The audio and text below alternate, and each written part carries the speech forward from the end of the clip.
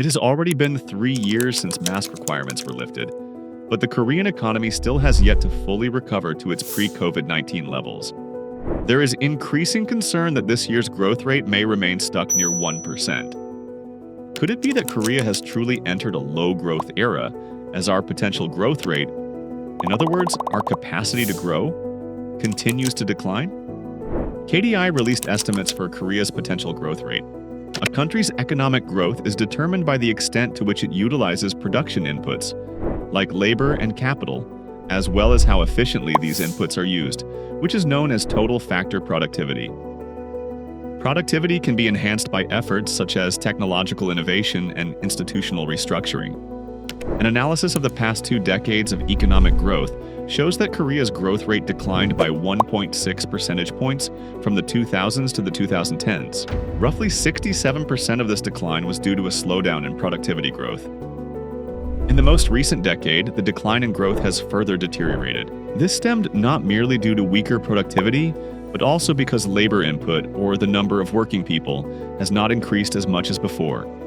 In fact, Korea's working age population peaked in 2019 and has been contracting annually by several hundred thousand each year. By 2050, it is expected to account for just half of the total population. Meanwhile, the share of those aged 65 and older is expected to surpass 20% this year and rise to 40% by 2050. 문제는 이러한 인구 구조의 변화가 노동 투입뿐만 아니라 생산성에까지 악영향을 줄 수 있다는 점입니다.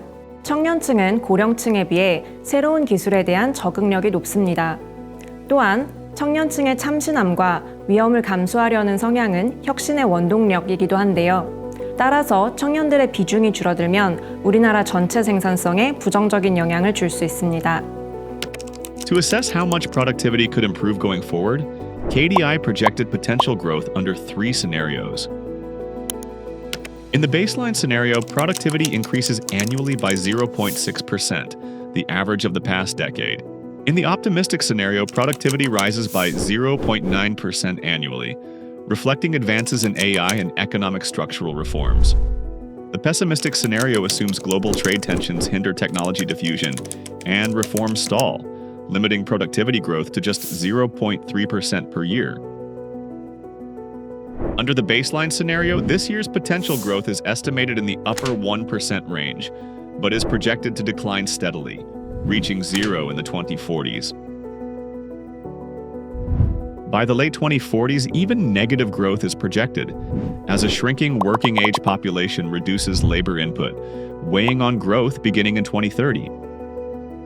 Even under the optimistic and pessimistic scenarios, potential growth is projected to decline.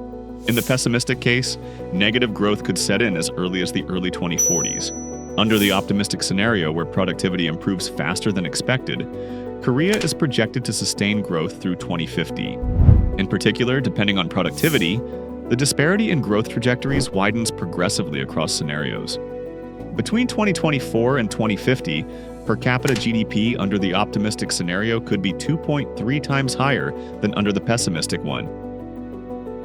This shows that improvements in productivity can significantly influence growth. So, how can Korea enhance its productivity? 우선 혁신 기업이 새로운 시장을 개척할 수 있도록 지원하고 성장을 가로막는 규제들은 정리해서 경쟁을 촉진해야 합니다. 고령화로 인해 일할 사람이 부족해지는 상황도 미리 대비해야 하는데요. 여성과 고령층의 경제활동을 촉진하고 외국인 노동자를 적절하게 수용하는 등 인적 자원을 더 효율적으로 쓸 수 있는 여건을 마련해야겠습니다. 근무 연차를 우선시하는 연공서열형 임금 체계나 노동시간 규제 같은 경직적인 제도들을 유연하게 바꿔야 합니다.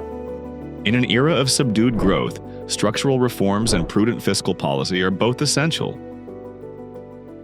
앞으로 성장률이 떨어지면서 정부 재정 여건도 나빠지게 될 것입니다. 잠재 성장률 하락으로 성장률이 낮아지는 것을 단기적인 경기 부진으로 보고 정부 재정을 풀어서 대응한다면 재정 건전성이 악화되고 경기는 더 불안정해질 수 있습니다.